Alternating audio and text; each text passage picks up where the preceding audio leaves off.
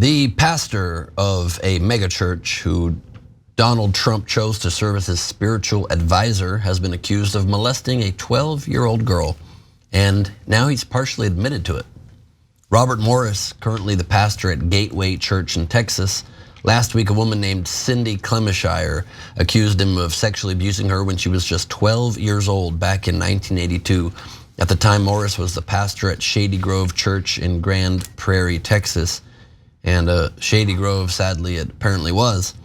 The abuse allegedly began when Morris was already married and working as a traveling evangelist. The pastor in his early 20s became Clemishire's family friend and stayed with the family when he preached at their Oklahoma congregation, she said.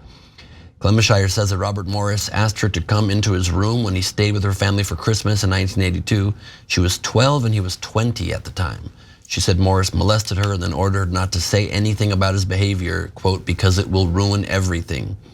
The sexual contact escalated to rape by instrumentation over the following 5 years, Clemishire claims.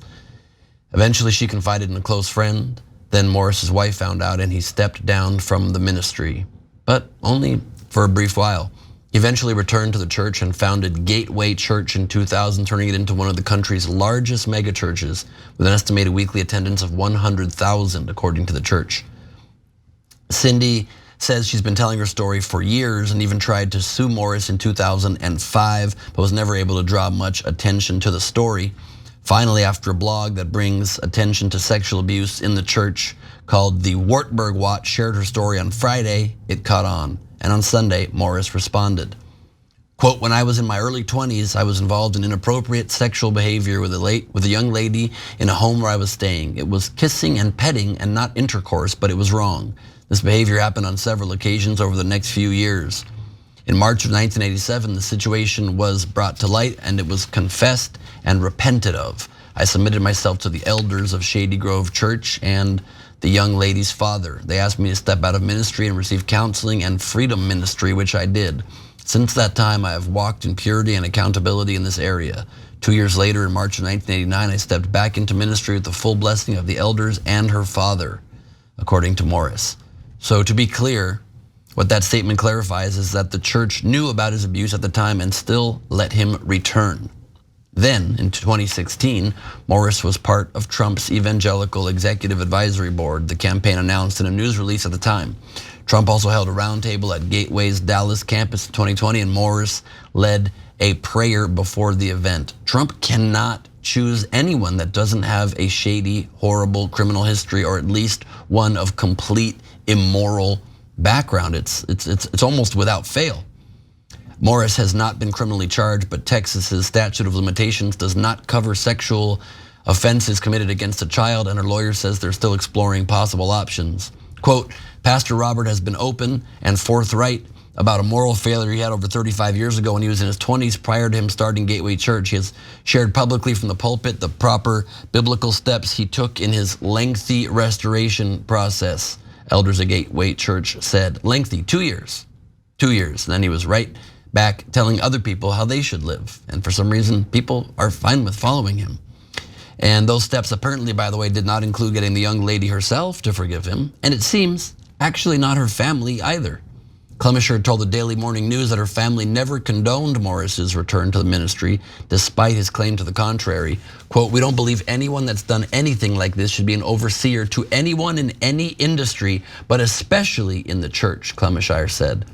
As for whether she found Morris's public apology to be earnest, Clemishire struck it down.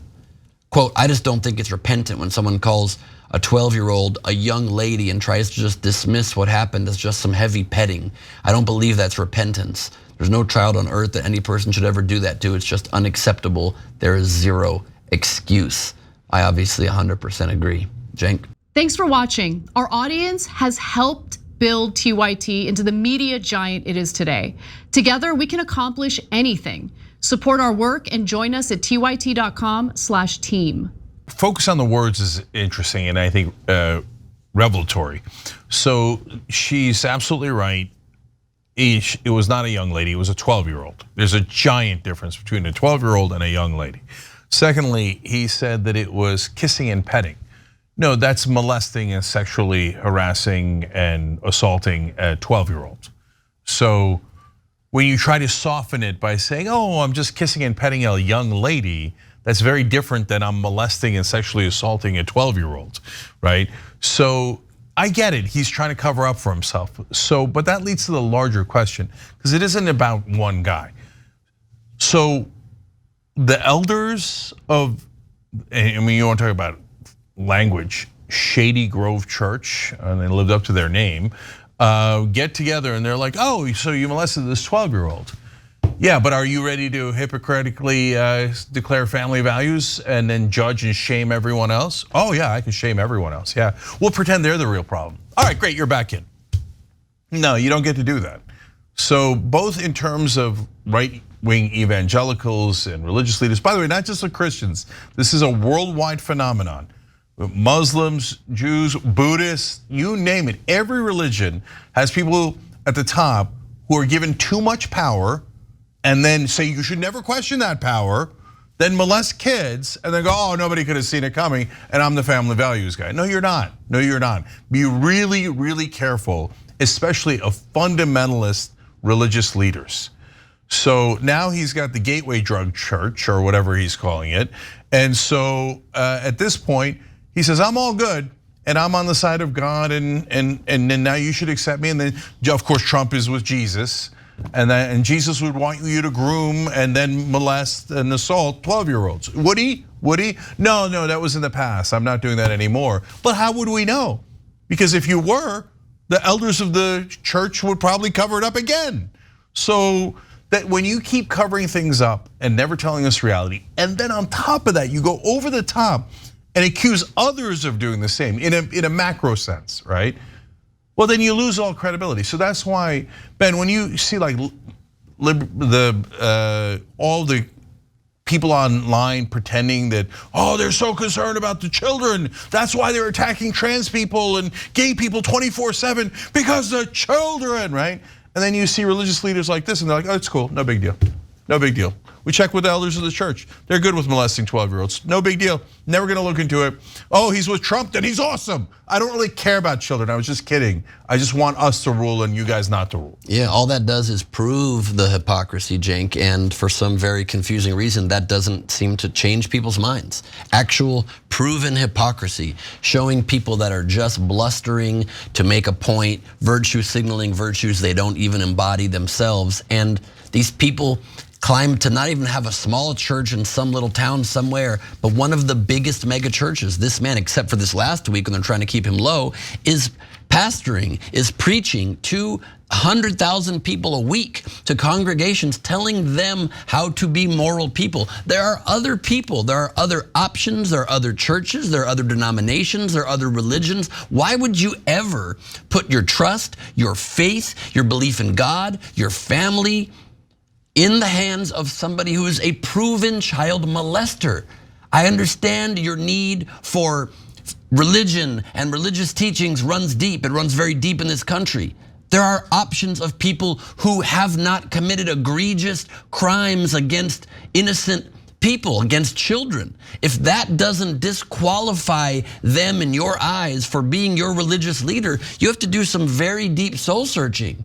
Some very deep reckoning as to what you are willing, very obviously and obliviously, to wipe under a rug when even this man is admitting it. And those attendances don't drop from 100,000 a week to 0 the next week. What are you doing? And Ben, they'll always say the same thing, like, oh wait, no, Jesus forgives. But when you're talking about smearing other people that didn't even do it, right, online with all the things that they accuse Democrats of or other people of, then all of a sudden Jesus doesn't forgive. So Jesus only forgives Republicans. That's just stone cold fact. Especially ones in power, especially ones who are in charge of other people, and especially ones who moralize for a living. Exactly, and like I said, last thing, it's worldwide, guys. So what do the religious fundamentalists in Afghanistan do? The Taliban, they say, oh, being gay is terrible and we're gonna throw you off a roof and all this stuff. And then they bring in young boys to have them dance and then they molest and assault those young boys. Meanwhile, they continue to claim that they're God's gift to humanity, they're the most moral people, and they're looking to protect the children. So worldwide, you be very, very cautious of religious fundamentalists. The power corrupts, and absolute power corrupts, absolutely. And the fundamentalists always demand absolute power, claim that they're the moral ones, and always show you the opposite when you look at reality. Thanks for watching The Young Turks, really appreciate it. Another way to show support is through YouTube memberships. You'll get to interact with us more. There's live chat emojis, badges. You've got emojis of me, Anna, John, JR. So those are super fun. But you also get playback of our exclusive member-only shows and specials right after they air. So all of that, all you gotta do is click that join button right underneath the video. Thank you.